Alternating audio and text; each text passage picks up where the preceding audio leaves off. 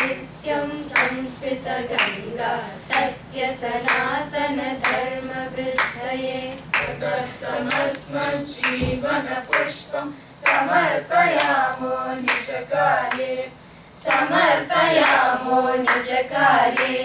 प्रवहतु नित्यं संस्कृतगङ्गा सत्यसनातनधर्मवृद्धये वयं मिलामः प्रतिसप्ताहं ग्रामे नगरे कार्यस्थाने पठनपाठने व्यापृता वयं सुवर्धयामः सङ्घटनं प्रवहतु नित्यं संस्कृतगङ्गा सत्यसनातनधर्मवृद्धये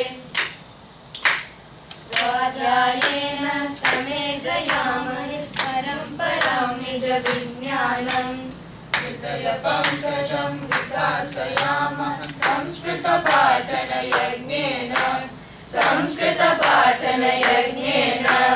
प्रवहतु नित्यं संस्कृतगङ्गा सत्यसनातनधर्मवृद्धये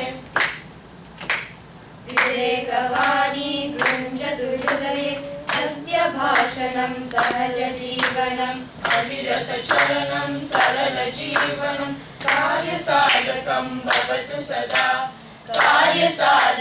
भवतु सदा